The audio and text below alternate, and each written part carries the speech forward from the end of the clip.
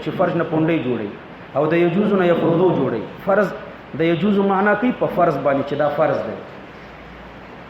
خو ان کنتم لا تعلمون، خو که بیا هم درته د ویلي چې زه عالم یم نو تاسو ته زه د مناظرې چلو خیم. امین الله وایي ان کنتم لا تعلمون، که ته نه پوهېږي یعنی او زه خو پوهېږم که نه یعنی زه مجتهد یم، نو ته به ورته وایي چې د خپل اصولو مطابق د خپل اجتهاد یو دلیل پیش کا. ستا اصول دو دي، آیات او حدیث. په آیات کې وښایه چې دی مجتهد دی، په حدیث کې وښایه چې دی مجتهد دی. په دې پوه شوې؟ نو د خپل اصولو مطابق یو دلیل پیش کا، آیات یا حدیث. او که هغه تا ته وایي چې ته د خپل اصولو مطابق دلیل پیش کا چې امام صاحب مجتهد دی، نو موږ یې پیش کوی شو که نه؟ اجماع ده. زموږ خو څلور دلایل دي، قرآن، حدیث او اجماع. نو زموږ دریم دلیل د امام صاحب په مجتهد والی دی چې اجماع ده. د چا اجماع ده؟ د پیښوریانو اجماع نه ده، د ټولو فقهاو د ټولو محدثینو اجماع. دا ټکي پکې راوړئ. دا یو کلمه عاشق الله ویلي چې وبي ماته ویلي چې دا ما د جماعت مقتدیانو اجماع ده چې زه مجتهد یم. ماته لږ په یاد دي. نو د جماعت مقتدیان به راټول کړي چېرې د دوی اجماع ده که نه د امین الله باندې چې دا مجتهد دی. نه، د چا اجماع؟ چې د چا اجماع معتبره ده؟ د ټولو فقهاو د ټولو محدثینو په دې اجماع ده چې امام صاحب مجتهد دی. بالبینات والزبر ان کنتم لا تعلمون فاسألوا. نو دا د تقلید د وجوب د پاره دلیل شو. بالبینات والزبر دا جمله مستأنفه ده. سائل سوال کړو وما ارسلنا، مخکې الله پاکو فرمایل چې وما ارسلنا، نو دلته سائل سوال کړو چې بما ارسلوا، دا پیغمبران په څه را لېږلي شوي، د څه شي سره را لېږلي شوي؟ نو الله پاک جواب ورکوي چې بالبینات، یعنی ارسلوا بالبینات، دوی را لېږلي شوي د معجزاتو سره، والزبر او د کتابونو سره. ارسلوا بالبینات والزبر، دا را لېږلي شوي د معجزاتو سره او د چا سره؟ شاباسي د کتابونو سره. وانزلنا الیک الذکر، او ما نازل کړی تا ته قرآن، لتبین للناس ما نزل الیهم، د پاره د دې چې ته بیان کړې دې خلکو ته ما نزل الیهم فی ذلک الذکر، هر هغه شی چې نازل شوی دی دوی ته په دې کتاب کې. ولعلهم یتفکرون، او د دې لپاره چې دوی فکر وکړي. افامن الذین مکروا السیئات، آیا په امن دي هغه خلک مکروا السیئات چې هغوی فریب بد وکړو؟ افامن الذین مکروا السیئات، نه داسې وایه افامن الذین مکروا السیئات. افامن الذین، آیا په امن دي هغه خلک مکروا چې هغوی فریب وکړو، تدبیر د بد وکړو. د څه نه په امن دي؟ السیئات، دا مفعول د پاره د امنه کوي. ښه، د مکرو د پاره مضاف الیه مګرځوي. مکروا السیئات چې هغوی مکر د بد وکړي، داسې مه وایي. افامن الذین مکروا، آیا په امن دي هغه مکر کوونکي، هغه فریب کوونکي د څه شي نه؟ السیئات، یعنی عقوبات السیئات. دلته حذف د مضاف او مفعول به د پاره د امنه کوي. آیا په امن دي عقوبات السیئات، د جزاګانو د ګناهونو نه؟ آیا د دې نه په امن دي چې دوی ته به الله جزا د ګناهونو د دوی نه ورکوي؟ او ان یخسف، دا بدل کا د عقوبات السیئات نه. عقوبات السیئات دا مبدل منه، ان یخسف الله بهم الارض، دا ترنه بدل. دا بدل او مبدل منه ملکر مفعول به د پاره د امنه کا، دا ډېر اسانه ولګيږي. اف امن الذين مکروا، آیا په امن دي هغه خلک چې مکر کړي دي د څه شي نه؟ عقوبات السیئات یا جزاء السیئات، د جزا د ګناهونو نه. دا جزاء السیئات څه شی دی؟ دا جزا څه شی ده؟ دا مبدل منه ان یخسف الله بهم الارض، دا ترنه بدل چې الله به خسف راولي په دوی باندې د ځمکې، یعنی په ځمکه کې به دوی خسف کی. پوه شئ؟ دویمه طریقه باندې داسې ولګوئ چې السیئات د مکرو د پاره، مکروا السیئات دا مفعول به کا، السیئات د مکرو د پاره مفعول به کا، او ان یخسف د امنه د پاره مفعول به کا. داسې وایه اف امن الذین مکروا السیئات، آیا په امن دي هغه خلک مکروا السیئات چې هغوی فعلوا السیئات چې ګناهونه کړي دي. نو چا چې ګناهونه کړي دي هغوی آیا په امن دي د څه نه؟ ان یخسف الله بهم الارض، ان یخسف د امنه د پاره مفعول به کا، او السیئات د مکرو د پاره مفعول به کا. نو په دې طریقه به مو لګي. ان یخسف الله بهم الارض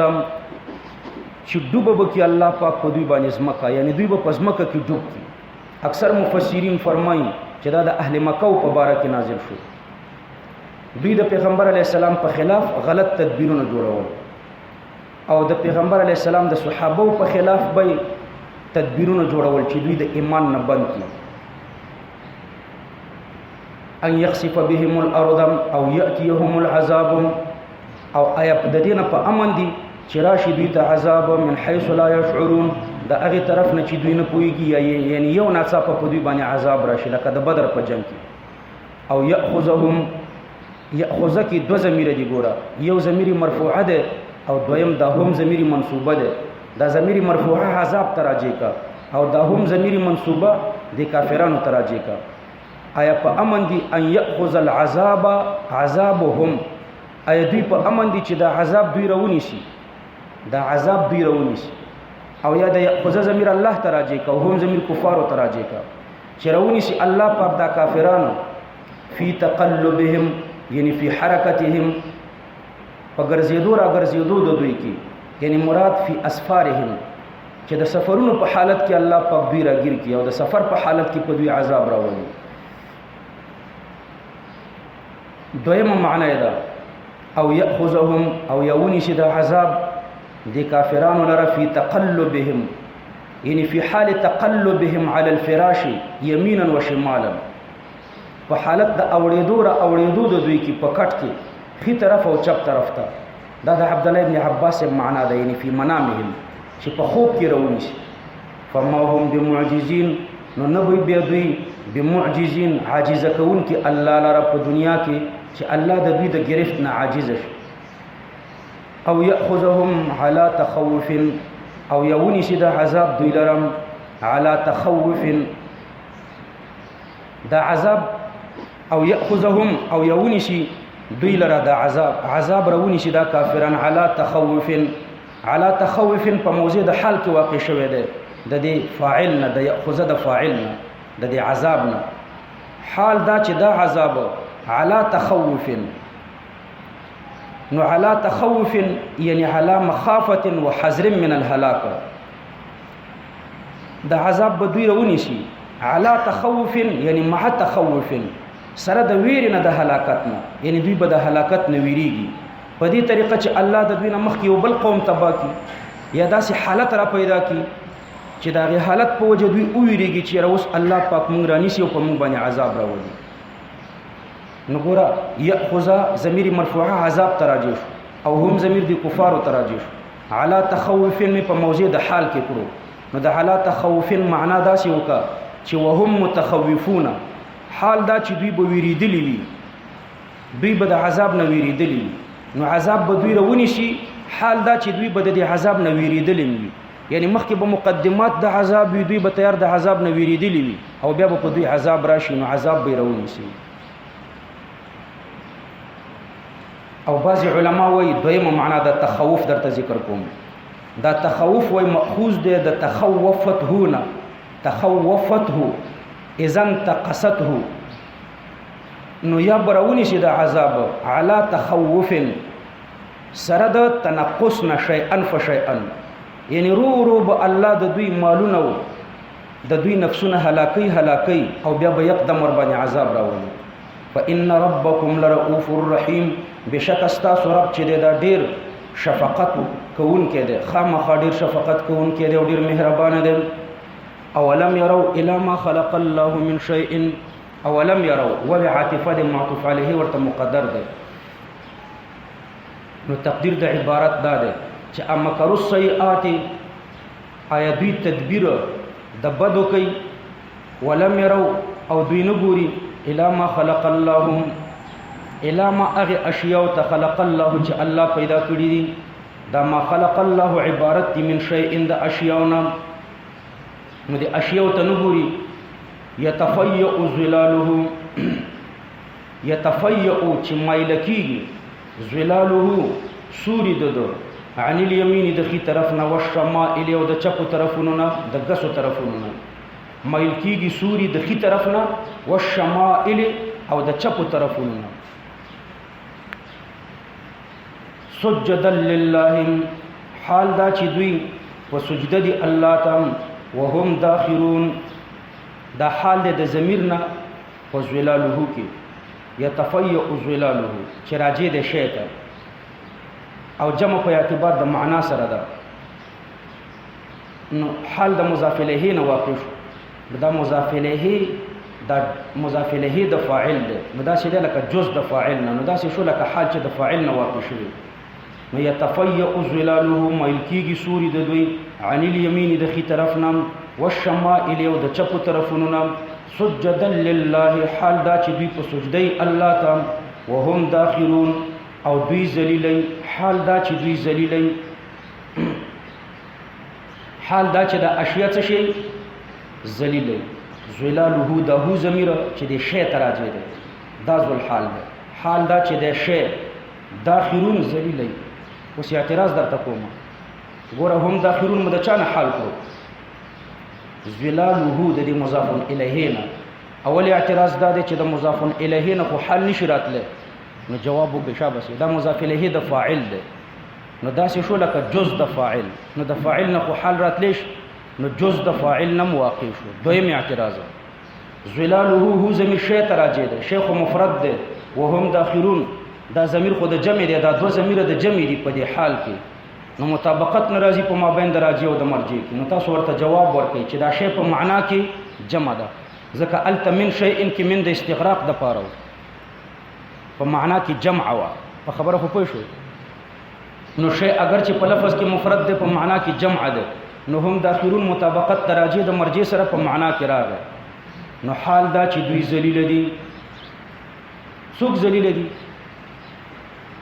دا شی کنه دا اشیاء یو دا اشیاء شو وستو سوري شو ګوره سجدا لله دا سوري الله ته په سجده دي سوري خو الله ته په سجده دي دا سوري چې د چا دي دا اشیاء وهم داخرون دوی ذلیل دي تکوینا دوی ذلیل دي الله ته تابع دي خو شو دا اشیاء تابع دي نو هم داخرون د اشیاء سره لګيږي د زویل سره او سجدا لله دا د زویل سره لګيږي نو دا زویل او سوره الله ته په سجده دي او زویل چې دی الله ته ذلیل دی او الله ته تابع دی تکوینا ولله يسجد نو دا سوري الله ته سجده کوي ګوره عن الیمین یمین په صيغه د مفرد باندې ذکر کړو والشمائل د په صيغه د جمع باندې ذکر کړو د دې ډېری وجې دي ظلاله عن الیمین والشمائل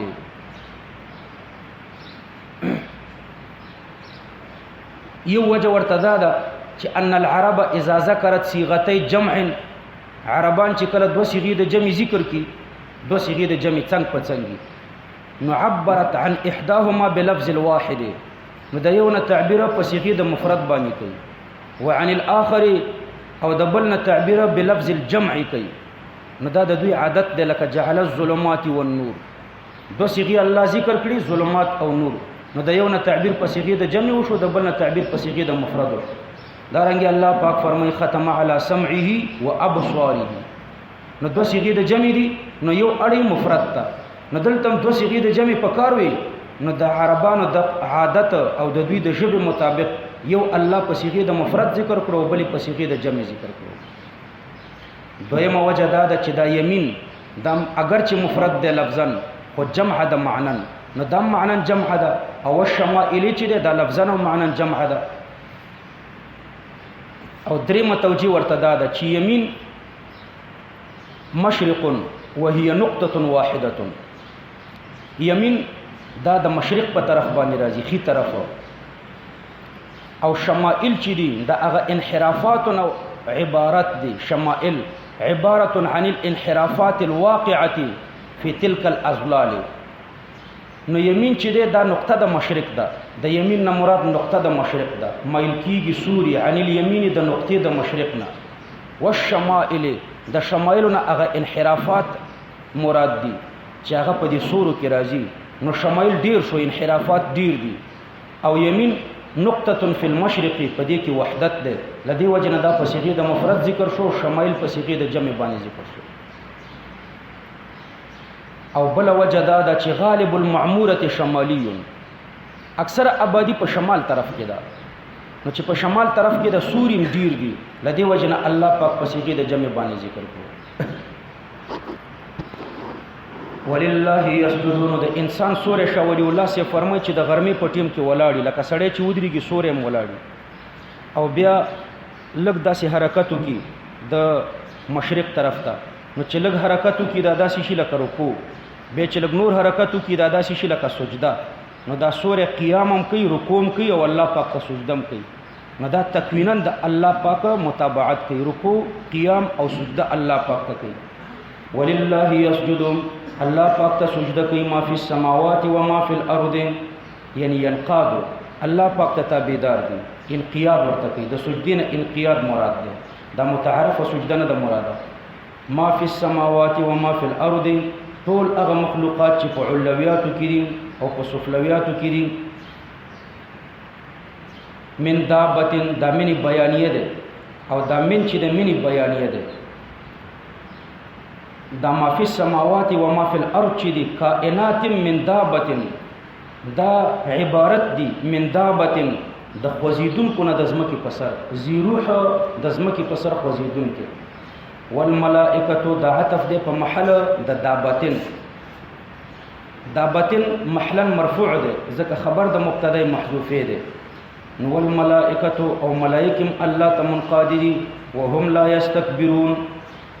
او حال دا دی چې دوی کبر نه کوي یخافون ربهم دوی ویریږي د خپل رب نام من فوقهم من کائنا من فوقهم چې کائن ده من فوقهم د دوی د پاسا یعنی امر د دوی د پاسا ده فوقیت حسی نه ده مراد معنوي مراد ده ويفعلون ما يؤمرون او دوی کوي هغه چې دوی ته په امر کولې شي د طاعاتنا كان فيما قبل ذكر بعض دلائل التوحيد والنهي عن الشرك وها هنا ايضا بعض دلائل التوحيد والرد على المشركين مخکې ذکر د بعض دلایل د توحید او نهي و د شرکنا او دلتم الله پاک بعض دلایل د توحید ذکر کوي او رد کوي په مشرکانو وقال اللهم دا عطف ده ولله يسجدوا باندې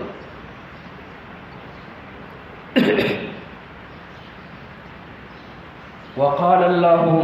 او فرمایل الله پاک چاته فرمایل لجميع المكلفين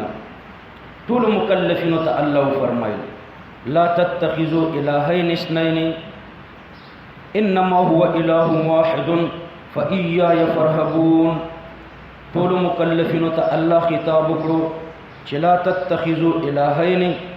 منی سي تاسو الهين خدایان اثنين دوا دا اثنين صفت د پاره د الهين ده ګوره دلته درته یو علمي نقطه ذکر کوم لا تتخذوا الهين پدې کې یو جنس ده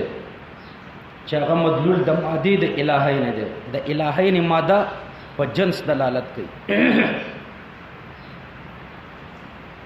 لا تتخذوا الهین یو جنس ده چې مدلول د ماده ده او بل عددیت ده چې هغه مدلول د هيئت ده نو په الهین کې دوه شیان دي یو جنس او بل عدد تاسو مختصر المانی کې وایي کنه رجلن نو د رجلن یو هيئت ده بل ماده ده نو د هيئت د رجلن په جنس دلالت کوي چې سړی ده خزانه ده او د هيئت په یووالي دلالت کوي چې یو ده دوه نه ده نو جاءني رجلن راغلو سړی لا امرأتن نو کستا مقصد جنسی لا امرأتن ویا او کستا مقصد عددیتی نو لا اثنين ویا جاءني رجل لا اثنين دو نه دي نو کله د سړی مقصود مدلول د هيئتي کلم اصل مقصود مدلول د مادي وي نو یو په الهین کې جنس ده دا مدلول د ماده ده او بل عددیت ده چې دا مدلول د هيئت ده نو اثنين باندې تعین د ما هو المراد شو لا تتخذوا الهين اثنين چې هغه نه ده د اتخاذ د اثنين نه نه د اتخاذ د جنس الہ نه ده یعنی دلته عدد مقصود ده جنس نه ده مقصود ده ګوره الہین کې یو ماده ده او بل څه شی ده شابسي هيئت ماده په جنس دلالت کوي د جنس نه الله نهي نه کوي داسې نه وایي چې اله منیسه اله ونیسه خو دویم پکې عددیت دی دوه منیسه دوه نه دلته دا لا تجعلوا دا د الله لا تتخذوا الهین اثنین دا نهي په لا تتخذوا کې مدلول د ماده ته نه د متوجه جنس ته نه د متوجه چې اتخاذ الاله دی بلکې عددیت ته متوجه ده چې دوه منیسه اله نسه خو دوه منیسه نو په دې توصیف کې تعین د ما هو المراد شو چې دلته د الهین نه عددیت مراد ده نه د عددیت ته متوجه ده لا تتخذوا الهین اثنین انما هو اله واحد دلته مسم دا خبره کوي الهون کې یو ماده ده او یوی چې د هيئت ده ماده په جنس دلالت کوي او هيئت په وحدت دلالت کوي دلته زمون مقصود جنس ده مدلول د ماده ده او که مدلول د هيئت ده مدلول د ماده خو جنس ده او مدلول د هيئت وحدت ده لکه مخکې چې مقصود بالنهي مدلول د هيئت مدلول د هيئت چې عددیت ده یعنی نهي عددیت ته متوجه و نو دا اثبات بم مدلول د هيئت ته متوجه په مطلب باندې پوښ یعنی وحدت ته دا اثبات متوجه ده چې یو اله دی یو والی ته متوجه ده نهم عددیت ته متوجه او اثباتم عدد ته متوجه ده نو دو منیسي یو نیسي دی یو والی ته متوجه ده په مطلب باندې پوښ اصل مقصود مدلول د ماده نه ده اصل مقصود مدلول د هيئت ده نو په واحدن باندې تعین د ما هو المراد کوي چې دلته اصل مقصود تعین د عددیت ده چې یو ده فإياي فرهبون نو الله پاک فرمای خاص زمانه ویریږي وله ما فی السماوات والارض او خاص د الله پاک د پاره دي ما فی السماوات والارض هغه چې په اسمانونو کې دي او په ځمکو کې دي وله الدین دین په معنا د طاعت ده او خاص د الله د پاره د طاعت واصبا یعنی لازما وثابتا دا طاعت لازم او ثابت ده خاص د الله د پاره د غیر الله د پاره نه ده اف غیر الله تتقون حمزه د انکار د پاره ده او فا د تعقیب د پاره ده معطوف علیه ورته مقدر ده نو تقدیر د عبارت دا ده چې بعد ما تقرر اي ورسته د دینه چې دا خبره ثابت شوه چې ټول کائنات الله ته سجدي کوي نو فغیر الله تتقون د الله نه ما سوا د بل چا نه تاسو ویریږئ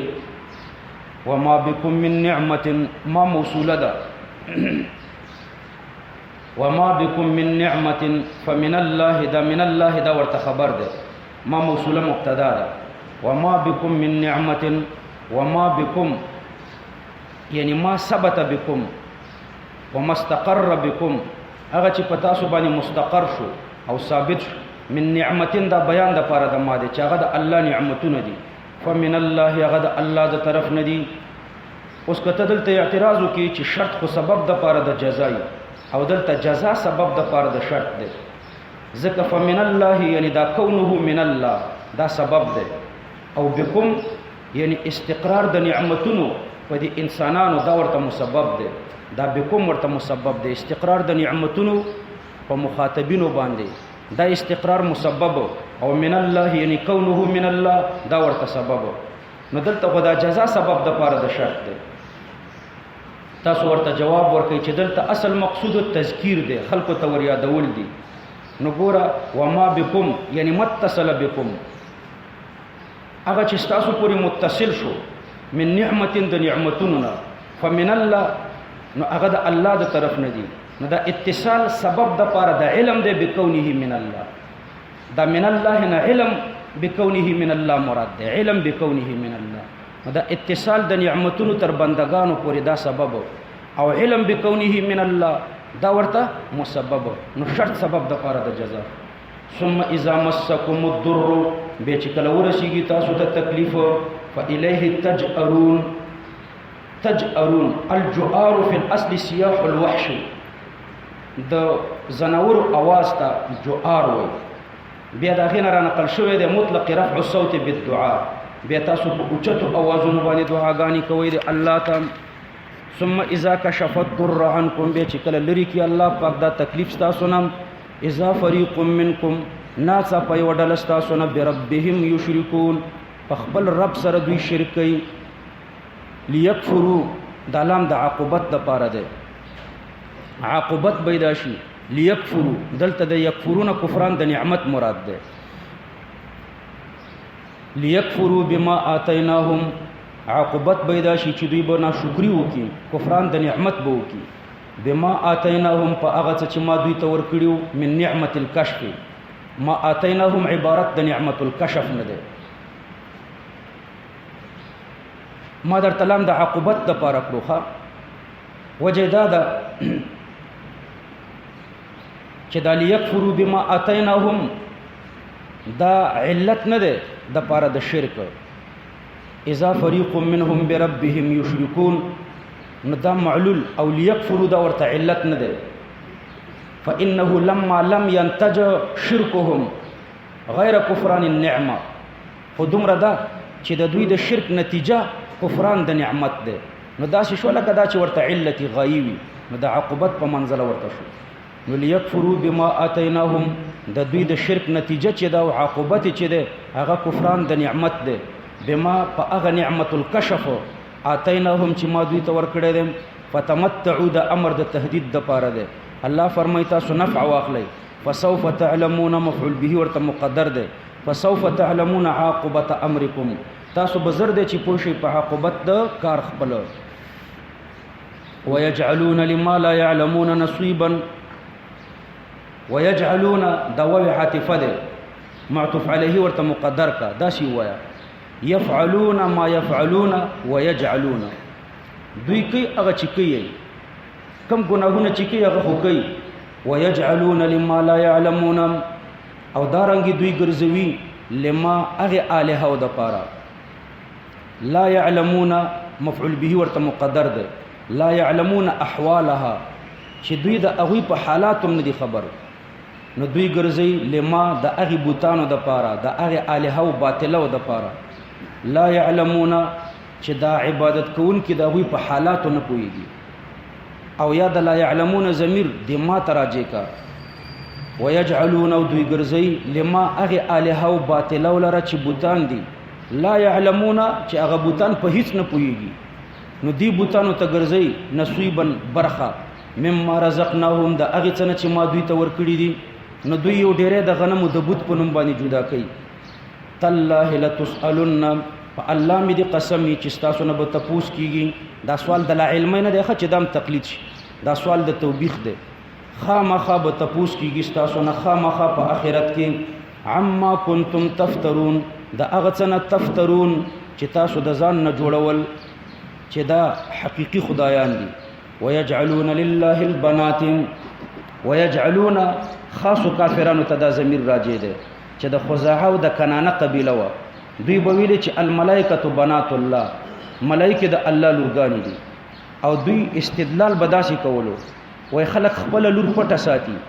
او الله پاک ملائکه د خلکو نه پټي ساتلي دي خلق خپل لورګانی په داسې ځای کې ساتي چې د چا نظر او د چا لاس ورته نه رسیږي نو الله پاک ملائکه داسې پټي ساتلي دي چې نو ورته د چا نظر ور رسیږي او نه ورته د چا لاس ور رسیږي نو د غیرتی سړي لور پټي نو د الله لورګانیم د خلکو د نظر نه پټي دي او لور خلق په داسې مأمون ځای کې ساتي الله پاک ملائکه په مأمون ځای کې ساتلي دي بس دا د دوی دلیل په لوروالی باندې نو ويجعلون لله البنات دوی ګرځي د الله د پاره لورګانی سبحانه یعنی سبحوا سبحانه پاکی بیان کوي د الله د پاره پاکی ولهم دا خبر مقدم د ما یشتهون د مبتدا مؤخر ده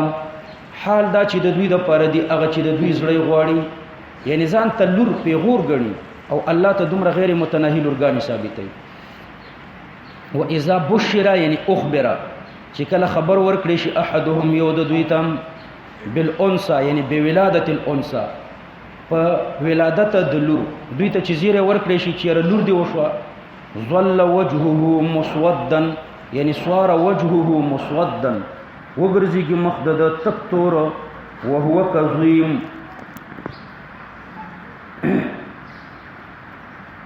هو کظیم او د ډک وي د غسینم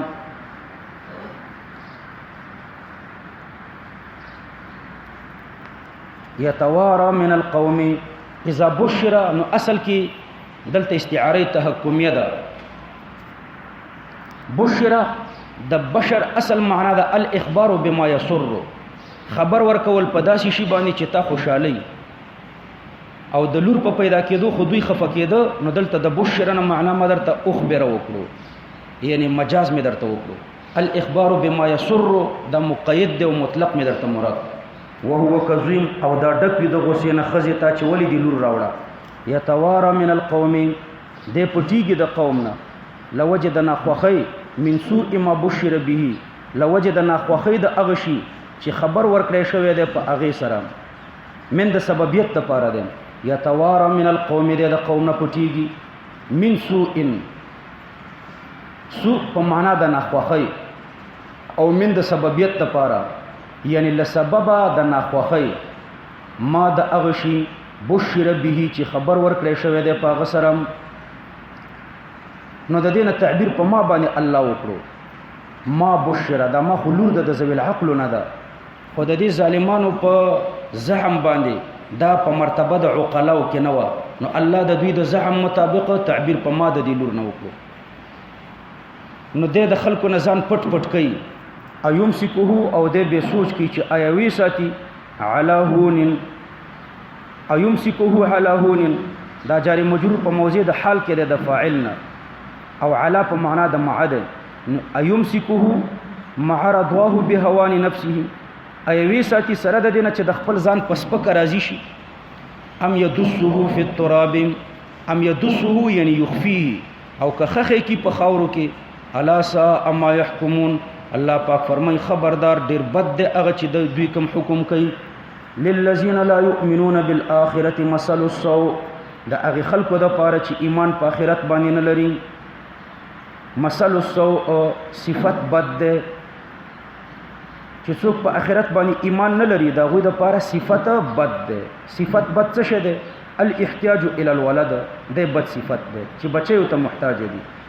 دویم وکراهیت الاناس، لورګانې بدې ګڼي، دی بد صفت دی. دریم وقتلهن خوف الفقر، د غریبۍ د وجې نه لور وژني، دی بد صفت دی. ولله المثل الاعلى، د الله دپاره صفت اوچت دی چې هغه توحید دی. وهو العزیز الحکیم، او الله غالب او د حکمت والا دی.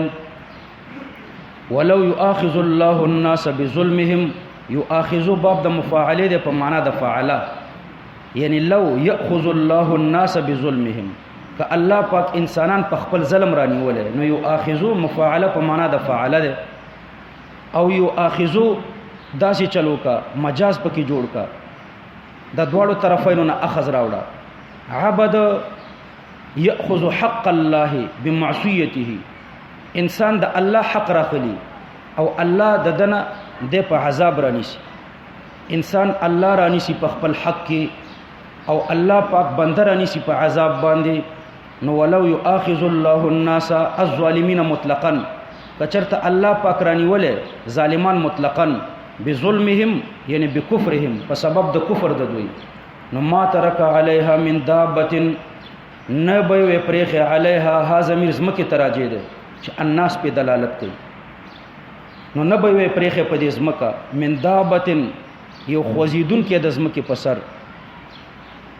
یعنی ما ترک علیها شیئا من الدواب اصلا، د ځمکې په سر به یو حیوان هم نه وی پاتې. ظالم خو به د ظلم د وجه نه ختم وي، او غیر ظالم به د دې نحوست د ظالم د وجه نه ختم وي. نو ظالم او غیر ظالم به دواړه ختم وي. لکه الله پاک چې په بل ځای کې فرمایي واتقوا فتنة لا تصيبن الذين ظلموا منكم خاصة. نو بعضې مصیبتونه داسې چې یوازې ظالم په هغې کې نه هلاکېږي، ولکن یؤخرهم الى اجل مسمى، لیکن الله پاک دوی وروسته کوي تر نیټې مقررې پورې. فاذا جاء اجلهم لا يستأخرون ساعة ولا يستقدمون. ويجعلون یعنی ينسبون، دوی منصوبی لله الله پاک ته ما هغه لورګانې یکرهونه چې د خپل ځان دپاره بدې ګڼي. وتصف او بیانوي، یعنی تقول بیانوي، السنتهم ژبې د دوی، الکذب دروغ. ان لهم الحسنى، دا خبر د پاره د مبتدا مقدرې ده چې وهو ان لهم الحسنى، هغه دروغ دادی چې د دوی د پاره جنت ده. نو دوی دروغ وای، هغه دروغ دادی چې را جنتیان هم منګیو. د دینه معلومیږي چې په دې کې بعضی خلک داسې و چې بعضی بعد الموت منلو دوی دا منله چې بعضی بعد الموت شته د مرګ نه وروسته ژوند شته خو په هغې ژوند کې به دوی ویلي چې موږ به جنت ته ځو او یا دا خبره چې ان لهم الحسنى دا علی سبیل الفرض والتقدیر ده د دوی ژبې دروغ بیانوي هغه دروغ دا دي چې بالفرض والتقدیر که بعضې بعد الموت راشي نو جنت به زموږ دپاره لکه په یو روایت کې راځي چې دوی ویلو چې ان کان محمد صادقا فی البعث فلنا الجنه که دا د محمد علیه السلام خبره رښتیا وي بالفرض نو بیا به هم جنتیان مونږ یو لا جرم د دې څه معنا ده مخکې مې درته د دې معنا وکړه لا جرم رښتیا خبره دا ده یعنی حقا روح المانی دلته دا معنا کړې ده حقا یعنی رښتیا خبره دا ده ان لهم مکان ما زعموه چې شته د دوی دپاره په ځای د ګمان د دوی چې د کوم شي ګمان کړی دی نو د هغې په ځای د دوی دپاره شته دی النار اور وانهم مفرطون او دوی چې دي مفرطون عبدالله ابن عباس به معنا کوي مفرطون یعنی منسیون فی النار دوی به په اور کې هیر کړی شوي وي سعید ابن جبیر معنا کوي مبعدون امام مقاتل معنا کوي متروکون قتادته معنا کوي معجلون الى النار او فرای معنا کوي مقدمون الى النار وړاندې کولې بشي ورته د اخیری معنی اکثر مفسرین ذکر کوي وانهم مفرطون او دوی به وړاندې کولې شي ورته تالله په الله مې دې قسمي لقد ارسلنا الى چې ما لېږلي دي ډېرو اممو ته من قبلک ستانه مخکې فزین لهم الشیطان اعمالهم نو ښایسته کړه د دوی دپاره شیطان خراب اعمال د دوی فهو ولیهم نو دا شیطان چې دی ولیهم یعنی قرینهم په اور کې به د دوی سره یو ځای فهو ولیهم اليوم یعنی یوم زین الشیطان اعمالهم الف لام د عهد دپاره دی نو فهو دا شیطان چې دی ولیهم د دوی دوست دی او د دوی مرګری دی قرینهم په کوم ورځ کې الیوم یعنی یوم زین الشیطان اعمالهم په کوم ورځ کې چې شیطان دوی ته د دوی خراب اعمال ښایسته کړه ولهم عذاب علیم او د دوی دپاره عذاب دردناک دی راجح دا دی چې د الیوم نه مراد مدت الدنیا ده فهو ولیهم دا شیطان به د دوی دوستی الیوم یعنی مدت الدنیا تر څو چې دا دنیا وي نو شیطان به د دوی دوست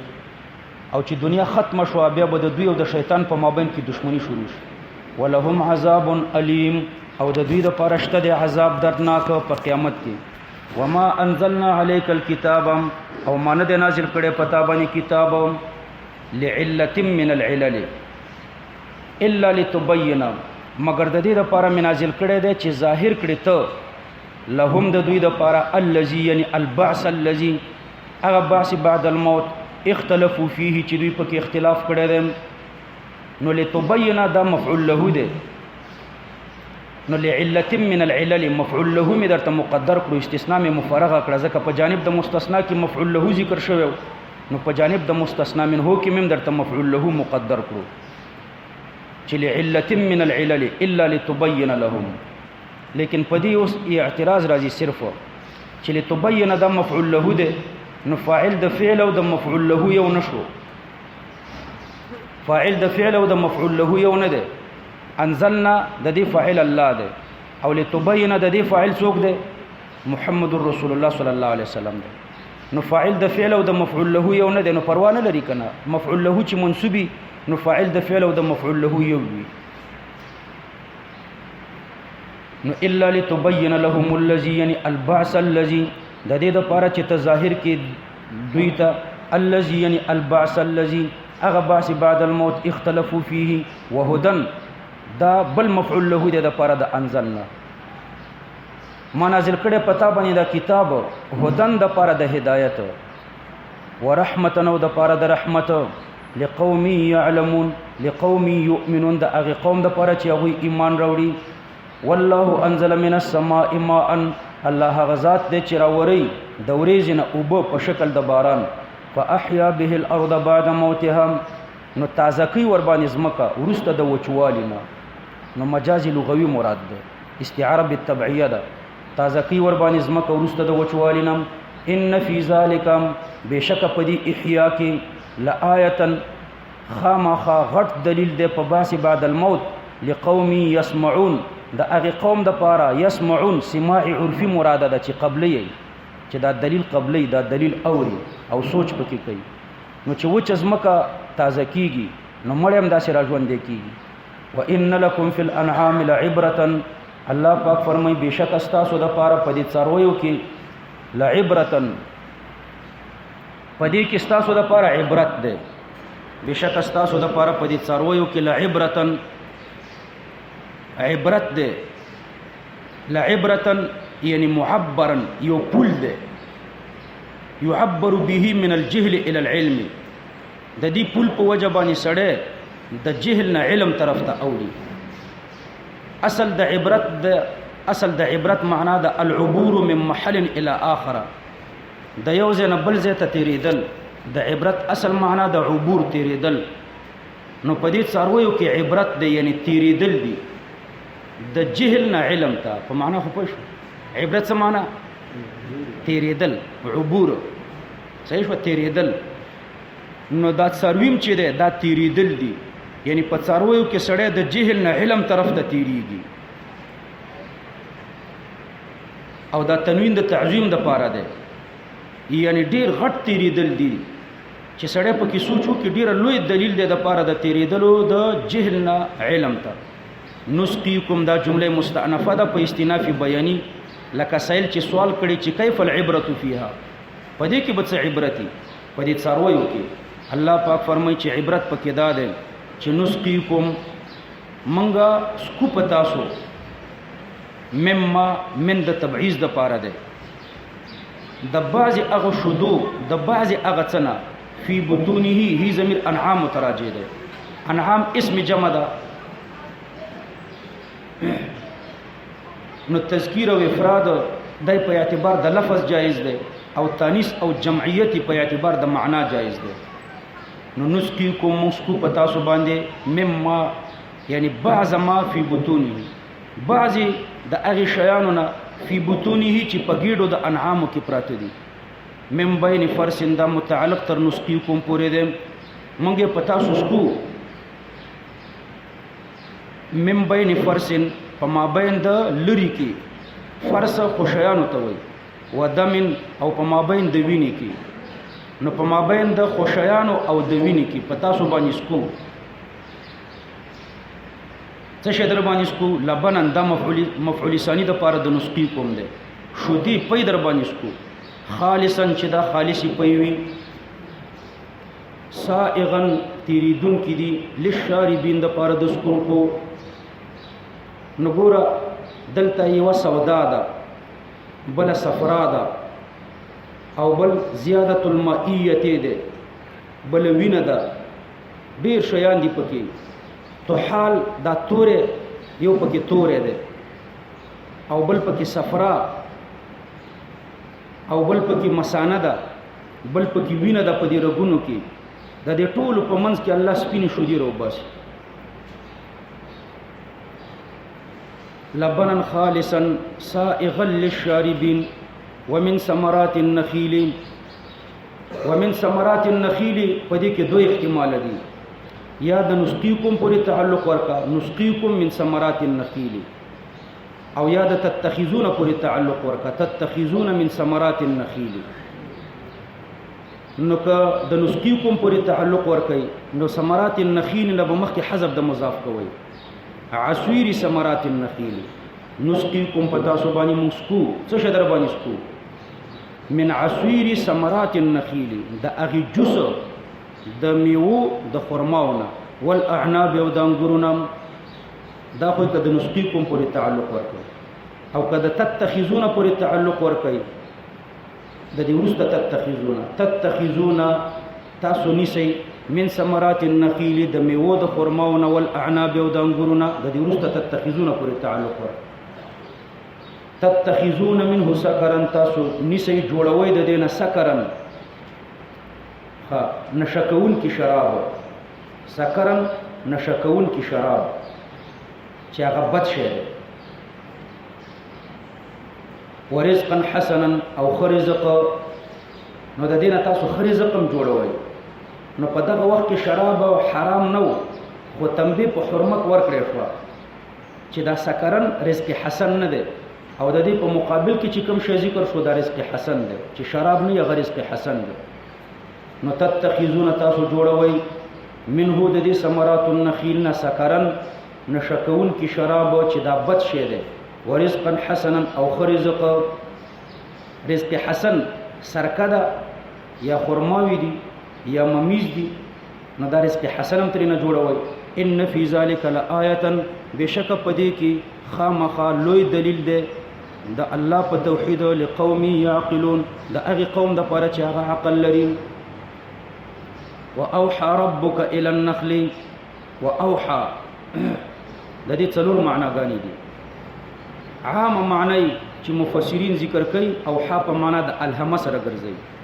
واوحى ربك الى النحل یعنی الهام وکړستارب دی موچي وتا یو معنی دا ده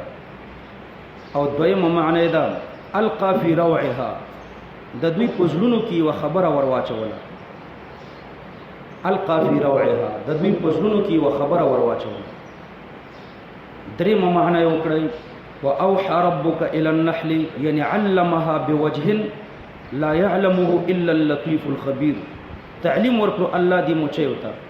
په داسې طریقې تعلیم ورکړو چې زما واست عقل پکې کار نه کوي نو الله دې موچي وتا تعلیم ورکړو طریقه د تعلیم مو ته پته نه لګيږي څلورم معنا واوحى ربك الى النحل د وحنا مراد تسخيرها لما اريد منها مسخر کول د دې موچي ودي هغه کار ته چې الله هغه کار ته د دې موچي نه اراده کړی ده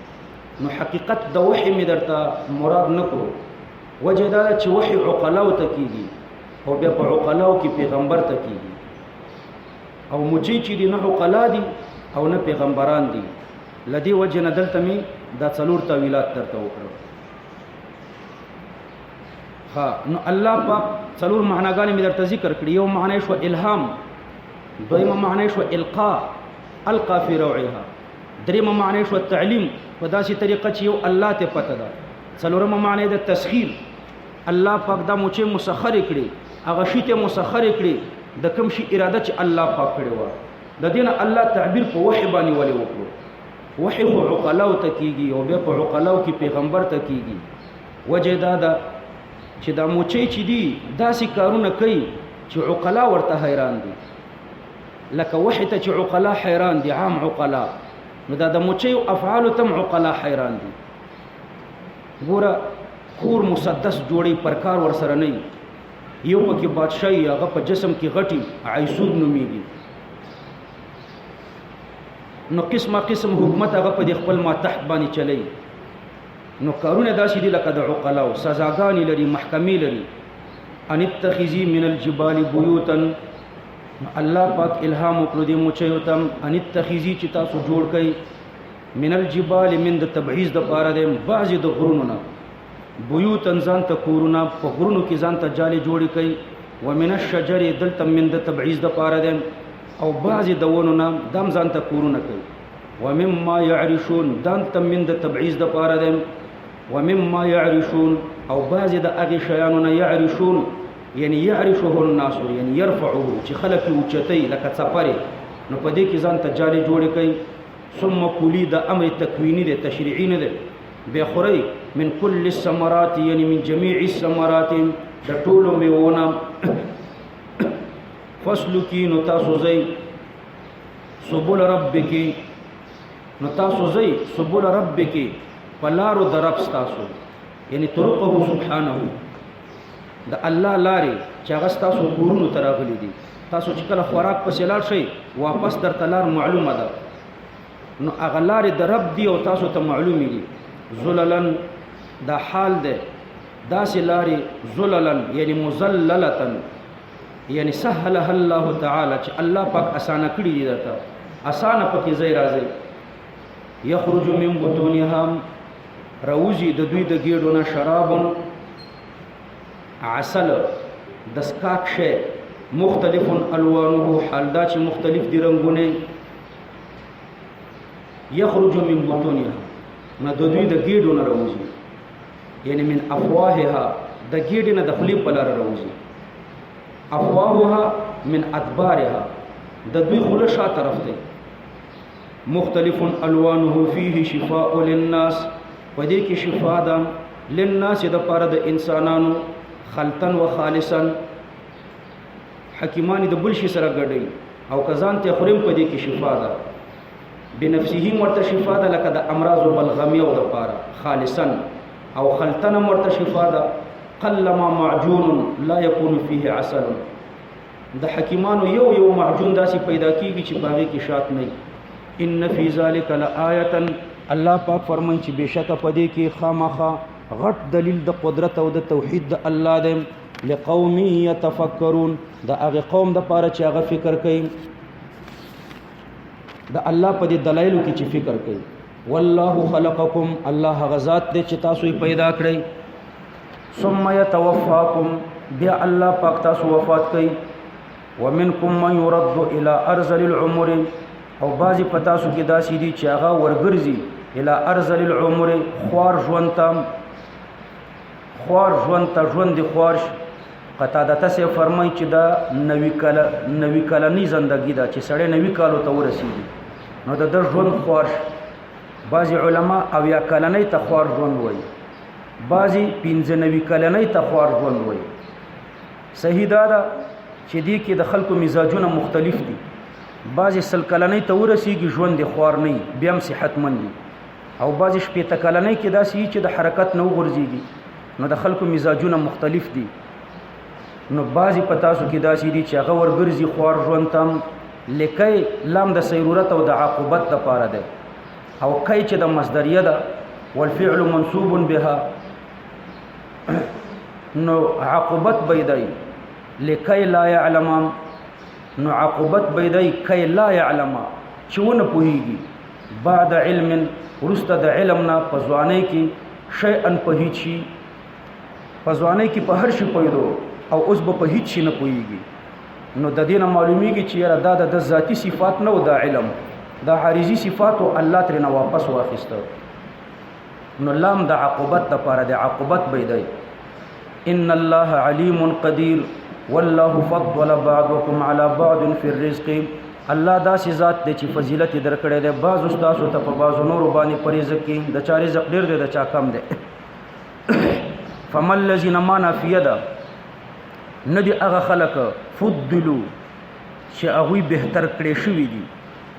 برادي رزقهم یعنی بمعطي رزقهم الذي رزقهم اياه ندي دوی برادي رزقهم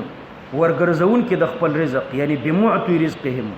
ورکون کې د خپل رزق علامه ملکت ايمانهم په هغه غلامانو باندې چې مالکان شوی د دوی لاسونه فهم چې د ملاک او د ممالک فيه په دې رزق کې سواء یو برابر شي او د دوړو په مابین کې تفاضل ختم شي نو په دې طریقه دوی مساوات تقایل نه دي یو سړی د خپل مزدور سره مساوات ته نه دی قایل چې مزدور دې د سره شریک شي او غلام دې د سره شریک شي نو په دې کې الله توبېخ ورکوي مشرکانو ته چې تاسو خپل غلامان د ځان سره نه شریکوئ نو د الله سره څنګه د الله بندگان شریکوئ افبنعمت الله یعنی اتشركون به فبنعمت الله يجحدون دوی د الله سره شرک کوي او د الله په نعمتونو باندې دوی انکار کوي والله جعل لكم الله غزاد دې یعنی مطلب دا دی چې لا یشرککم العبید فی الرزق ستاسو سره ستاسو غلامان په رزق کې شریک نه دي والمخلوق كلهم مملوک لی دا ټول مخلوق زما مملوک دی نو فكيف تشركونه معي دا زما سره تاسو څنګه شریکوي والله جعل لكم من انفسكم ازواجا الله پاک پیدا کړی تاسو د پاره تاسو د نفسونو نه بیبیان ازواج وجعل لكم من ازواجكم الله ګرځولي پیدا کړی تاسو د پاره د بیبیانو تاسو نه بنین زامنو وحفدتن او حفده حفدا يحفد حفودا وحفدا اذا اسرع في الخدمه وحفدتا یعنی مسرعين في الخدمه تیزی کون کی په خدمت کې او په طاعت کې الیک نسعى ونحفد مونږ چې په دعای قنوت کې وایو وحفدتا یعنی مسرعين في الخدمه تیزی کون کی په خدمت کې تیزی کون کی په خدمت کې څوک دي حسن بصری سے فرمای اولاد الاولاد د دین اولاد الاولاد مراد ده تیزی کون کی په خدمت کې او بعض علما فرمای چې دلته لورګانی مراد دي ځکه دا د زمانونو په خدمت کې تیزی دي او بعض علما فرمای چې بنینا وحفدتن بنون وړ بچي وحفدتن غټ بچي د دین غټ بچي مراد دي ځکه غټ بچي د پلار خدمت کوي وحفدت په دې خو پوه شئ کنه بعض علما ترنه خادمان مراد دي بعض ترنه زومان مراد دي ورزقکم من الطیبات او الله تاسو ته رزق درکړی دی من الطیبات د پاکو خوراکونو نه افبالباطل دا د وروسته یؤمنون پورې تعلق لري اينکرون بالحق اي دوی د حق نه انکار کوي د معطوف علیه فبالباطل یؤمنون په باطل باندې چې منفعت الاصنام ده خدای باطل نه څه مراد ده منفعت الاصنام منفعت د بوتانو آیا دوی په منفعت د بوتانو باندې ایمان لري چې بوتان به موږ ته ګټه رسي وبنعمت الله یکفرون او د الله په نعمت باندې دوی کفر کوي ويعبدون من دون الله ما لا يملك لهم رزقا او دوی عبادت کوي د څه عبادت کوي ما لا يملك لهم رزقا د مفعول به ده او من دون الله دا بیان ده د پاره د ما لا يملك دوی عبادت کوي ما سوا د الله نه ما د داسې بوتانو لا یملکو چې هغه مالکان ندي لهم د دوی د پاره رزقا صيغه د مصدر ده د رزق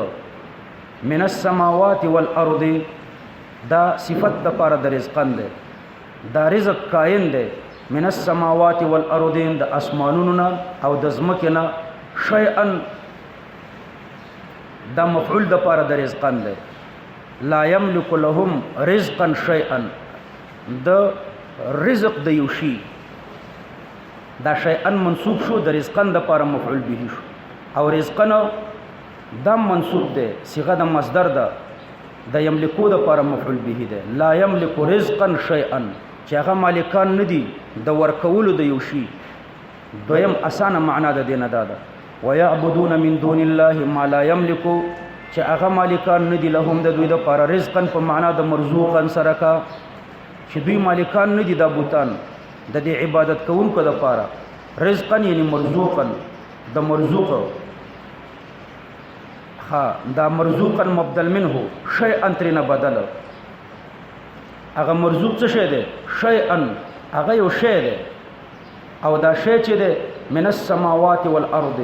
دا کائن دی د علویاتو نه په باران والارض او د زمکو نه نباتن پراشین کولو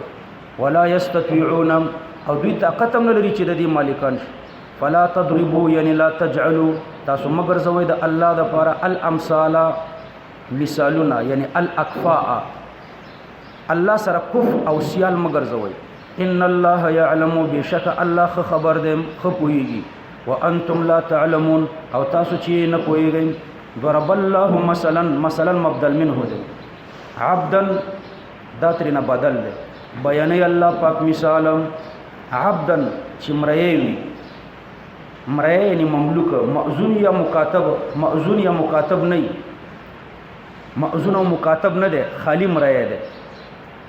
مملوکن عبدا مرای ده مملوکن یعنی مأذون او مکاتب نه ده لا يقدر على شيء دا په هیڅ قادر نه ده نو الله پاک دا تاسو ته په مثال کې پیش کړي دا چې مجازي ما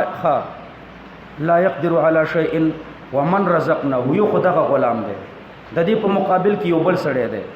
رزقناه هغه ته موږ رزق ورکړی دی ومن او هغه مالک د رزقناه چې هغه ته موږ رزق ورکړی د خپل جانب نه رزق حسن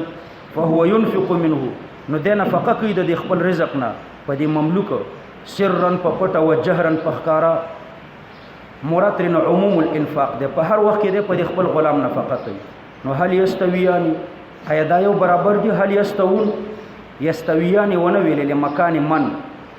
په دې من کې مفرد او تثنیه او جمع یو برابر دي نو دغه مملوک او دغه مالک سره یو برابر دي نو دا نه دی یو برابر نو چې مجازي مالک او مجازي مملوک نشي برابرې دي نو حقيقي مملوک به څنګه د حقيقي مالک سره برابر شي نو دا الله پاک مثال پیش کړ الحمدلله علی اتمام الحجه حمد کامله الله لره دی چې دا حجت تام شو بل اکثرهم لا يعلمون بلکې زیات د دوی نه پوهیږي وضرب الله مثلا او بیانی الله پاک مثال دا مثلا مبدل منه ده رجلین دا ترنه بدل ده دو سړي دي احدهما ابکم یو غونګې ده لا يقدر على شيء چې په هیڅ قادر نه ده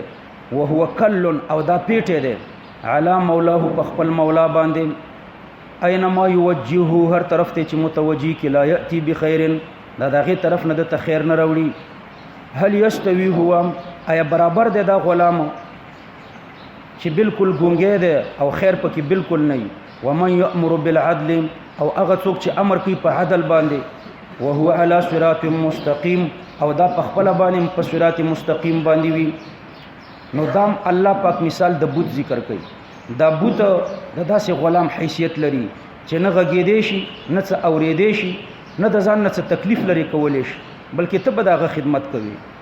او یو مهم کار ته چې ته متوجه کی نو د هغې طرف نه تا ته نفع هم نه راوړي بس په تا پیټی دی دا بوت په خپل عبادت کوونکي پیټی دی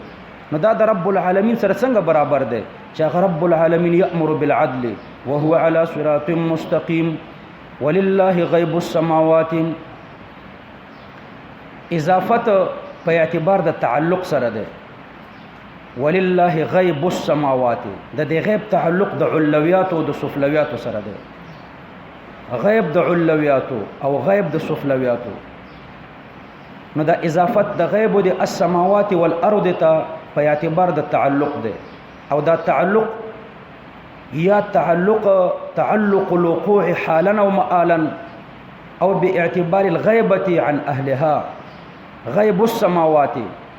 دا غیب واقع ده په اسمانونو په ځمکو کې حالا یا مآلا نو اضافت په اعتبار د تعلق ده او دا تعلق د وقوع ده چې دا غیب واقع شوی ده په اسمانونو ځمکو کې یا حالا یا برسته واقع کیږي او یا په اعتبار د دې چې د اهل السماوات والارض نه دا شی غایب ده نو په دې اعتبار تعلق ده نو خاص د الله د پاره ده غیب د علویات او د سفلویات نو دا د الله د پاره دي نو په دې کې الله دې خبرې ته اشاره کوي چې زما علم حضوري ده دا تحقق د معلوم چې غیوب دي د دې تحقق بنفسه راغله د ماته او تحقق د معلوم بنفسه چې عالم تراشي کنه نو الته د عالم علم په دې معلوم باندې حضوري وي نو د الله علم په دې معلوم باندې حضوري شو نو دا غیب السماوات والارض دا معلوم ده او الله عالم ده نو تحقق د معلوم بنفسه عالم تراغله ده او تحقق د معلوم چې بنفسه عالم تراشي نو دلته د عالم علم په دې معلوم باندې حضوري وي نو د الله علم په دې غیب السماوات والارض باندې حضوري شو نو چې علم حضوري ده لدی وجه دلته داسې ونویل چې لله علم غیب السماوات والارض دا علم د غیب السماوات والارض دا الله ثابت ده بلکې دا غیب السماوات والارض بنفسه الله ثابت دي او معلوم چې بنفسه عالم ته حاضر شي حاضر عند المدرك شي نو دلته علم حضوري کیږي وما امر الساعه او نه ده امر الساعه امر د قیامت فی السرعه والسهوله وسرعت او سهولت کې الا کلمح البصر مگر دا سید لک رب دسترګو نو دومره غټ کار الله ته دا سید لک رب دسترګو او هو او یا د امر د قیامت اقرب من ذلك د دینم ډیر نږدې دی د رب دسترګو نم په سرعت او سهولت کې نو اعظم ما وقع من الغيوب په مغیباتو کې غټ لوی غیب هغه د قیامت امر ده امر الساعه حال د قیامت ده نو اغم دسترګو د رب نه الله ته نږدې دی ان الله على كل شيء قدير بشک الله په هر ممکن شی باندې د قدرت والا دی والله اخرجكم من بطون امهاتكم الله داسې ذات دی چې تاسو ریستلی د ګېډو د مرغانو نام لا تعلمون دلته علم په معنا د معرفت سره دی تاسو نه پیژندل هیڅ شی ولی مې علم په معنا د معرفت کو چې لګرا بیدار مفعول یو دی، علم دو مفعول غواړي او چې یو مفعول ورته راشي نو الته په معنا د معرفت سره وي. لا تعلمون شيئا، تاسو نه پیژند هیڅ شی، شیئا من حق المنعم، حق د منعم بالکل نه پیژندو. او یا لا تعلمون شیئا من منافعکم، خپل منافع هم نه پیژندو. دا هغه مرتبه د عقل هیولانی ده. د عقل د پر څلور مرتبه دي. یو مرتبه د عقل هیولانی ده چې په دې کې د انسان په عقل کې نه نظریات وي او نه پکې بدیهیات وي، هیڅ هم پکې نه وي، خو استعداد د بدیهیاتو د نظریاتو پکې وي، خو لا تر اوسه پکې نه حاصل شوی. وجعل لكم السمع والابصار والافئده، یعنی خلق لكم، جعل بسيط دی. الله پیدا کړو ستاسو د پاره قوت سامعه، والابصار قوت عاقله، نه قوت باصره، والافئده قوت عاقله. افئده وسط القلب، وهو من القلب كالقلب من الصدر.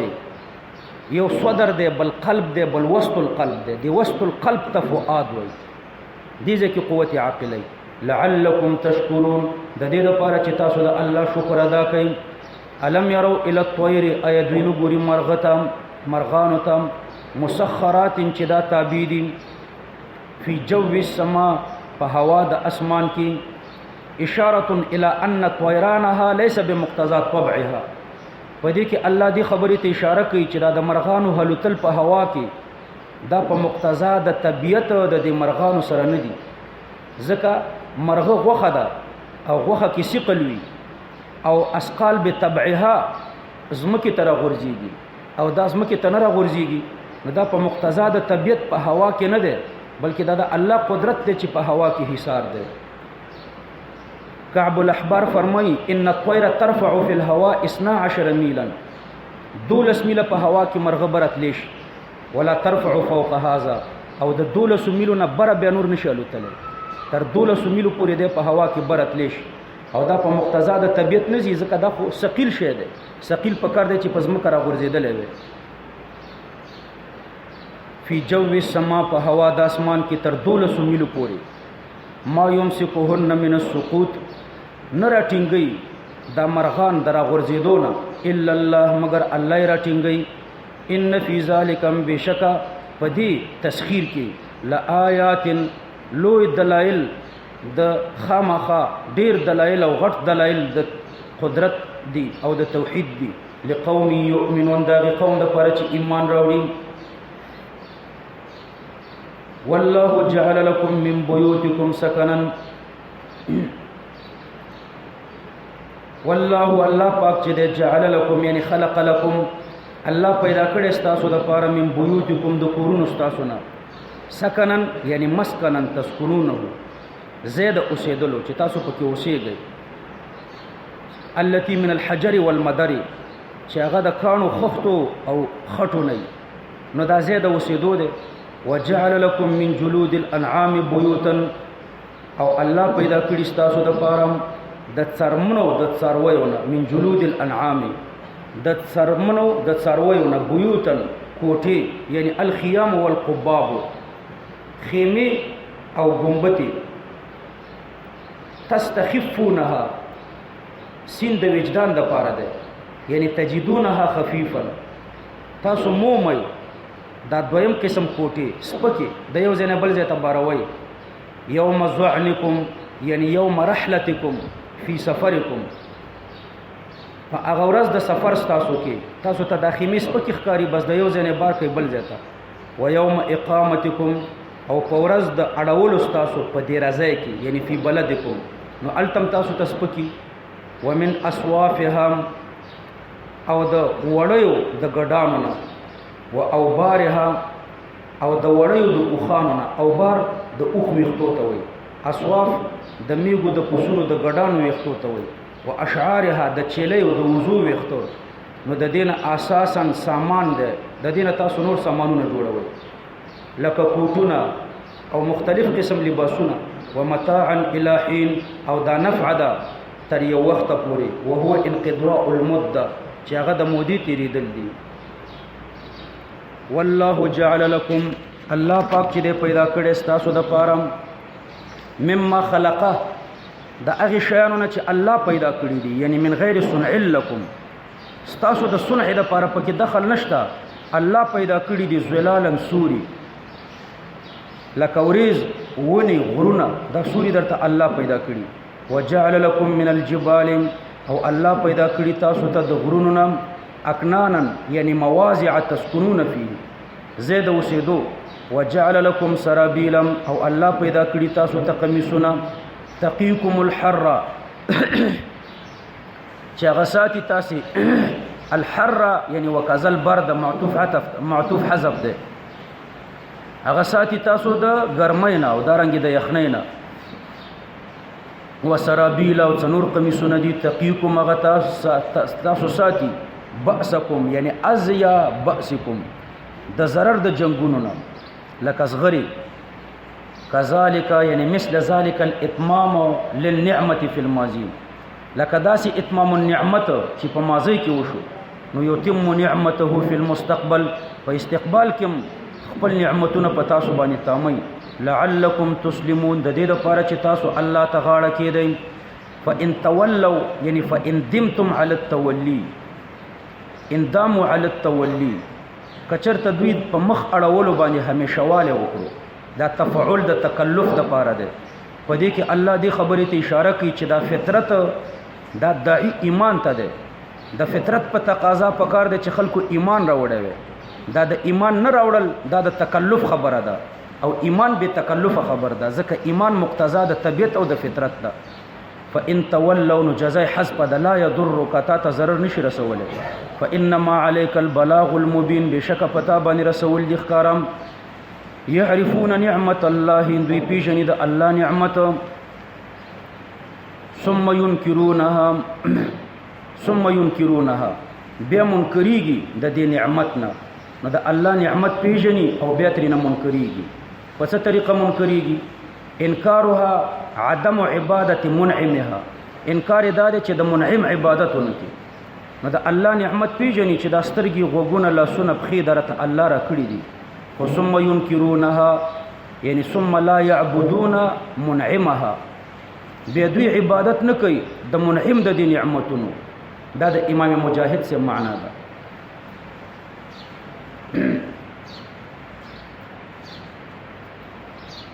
او حضرت عوف ابن عبد الله رحمه الله فرمای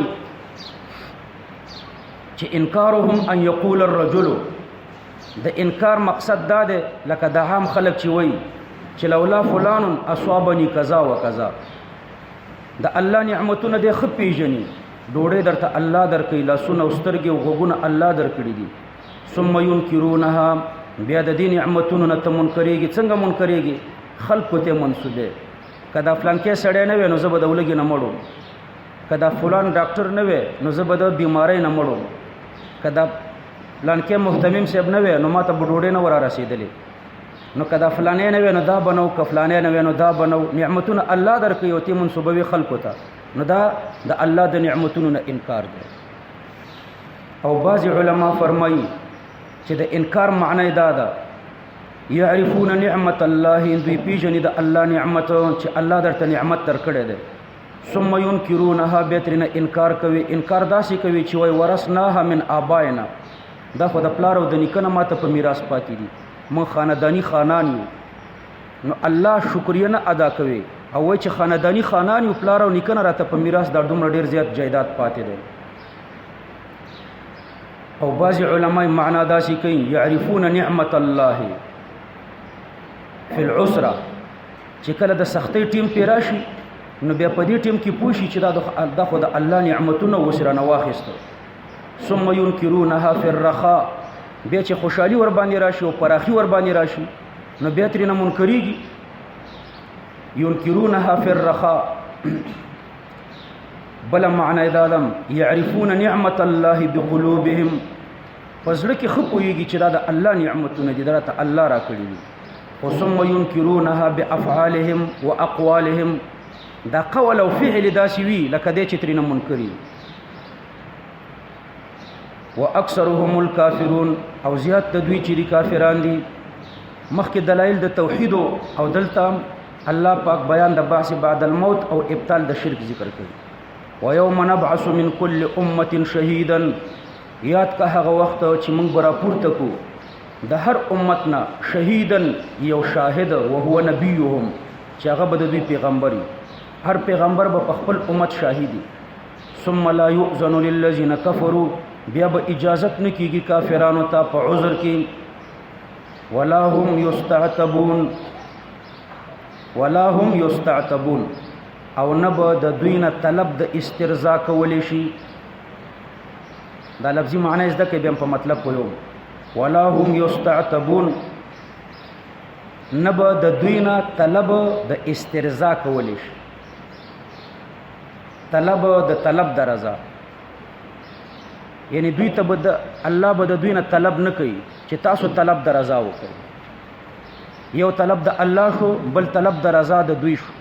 الله به د دوی نه دا طلب نه کوي چې تاسو طلب د رضا وکړئ نه به د دوی نه طلب د استرزاء کولی شي په خبره پوه شوې که نه یعنی الله به په قیامت کې د کافرانو نه طلب نه کوي د څه شي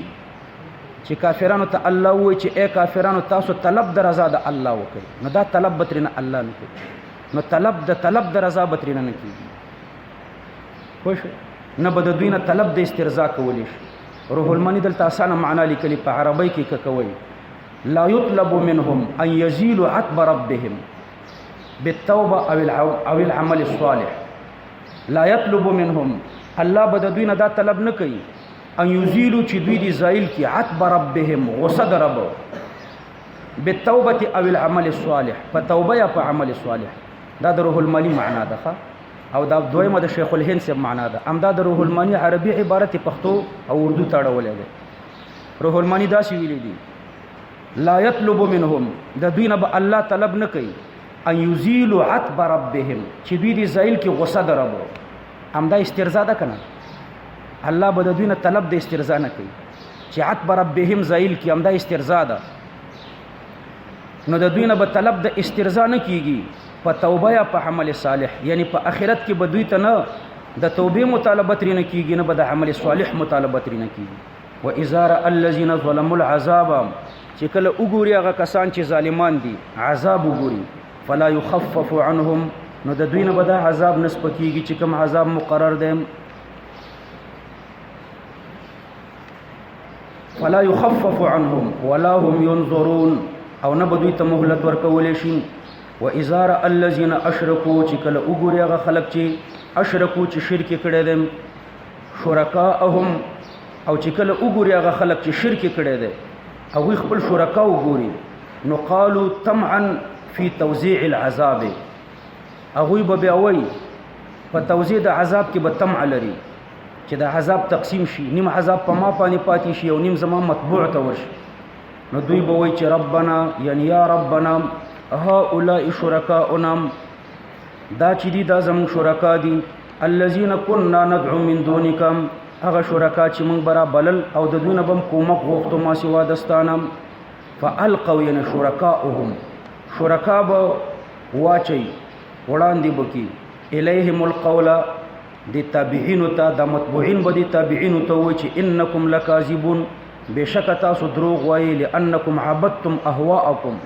ځکه تاسو د خپل خواهش عبادت کړی دی زما عبادت هم نه دی کړی والقوا الذين اشركوا دا تابعین وړاندې بکی وا بچي دا تابعین الی الله الله پاک ته یوم اذن په دغه ورځ کې السلام یعنی الاستسلام والانقياد استسلام او انقياد غاړه اخودل دا به الله ته وړاندې کی وضل یعنی ضاع وبطل ضایع او باطل بش عنهم د دوی نه ما كانوا يفترون هغه چې دوی د ځان نه جوړول هغه دا چې من ان لله شرکا الذين كفروا في انفسهم دا لازمی کفر دی وصدوا عن سبيل الله یعنی وصدوا غيرهم عن سبيل الله دا متعدی کفر دی نور خلقم د الله د دین نه بندي بند کړي دي زدناهم عذابا فوق العذاب زیات کړو ما دوی ته عذاب د پاسه د عذاب مازی ذکر کړه تحقق د وقوع ته الله اشاره کوي زیات کړو ما دوی ته عذابم فوق العذاب د پاسه د عذاب نو عذاب فوق العذاب دا اول عذاب چې د نوع اخر من العذاب دا یو خاصه نوع د عذاب ده عن البراء بن عازب ان النبي صلی الله علیه وسلم سئل عن ذلك. براء بن عازب رضی الله عنه فرمایي چې د رسول الله صلی الله علیه وسلم نه د اول عذابن په باره کې تپوسو شو چې دا عذاب چې فوق العذاب دی، دا عذاب کم عذاب دی؟ نو پیغمبر علیه السلام ورته فرمایل عقارب امثال النخل الطوال، دا لړمان دي لکه دومره غټ غټ وي لکه د خرماو د ډډونو په شان، ينهشونهم فی جهنم، په جهنم کې به دوی چیچي. نو دا عذاب د لړمانو، دا به د پاسې د عذاب د وره. بما كانوا يفسدون دا متعلق دی تر زدناهم پورې. زدناهم دا مې ورته ولې زیات کړو؟ بما كانوا يفسدون په سبب د فساد د دوی. ويوم نبعث في كل امه شهيدا، یاد که هغه وخت چې زه به راپورته کم په هر امت کې شهیدن شاهد، وهو نبیهم چې هغه به د دوی پیغمبري، هغه به شهیدی په دوی، شاهد به په دوی. من انفسهم هغه به د دوی د جنس نه، ځکه چې پیغمبر د دې امت د جنس نه دی. وجئنا بکم او راتلل راوستل بو کوم پتا شهیدن شاهد علی هؤلاء یعنی علی امتک، ستا په دې امت، نو ته په دې خپل امت باندې شاهد. ونزلنا عليك الكتاب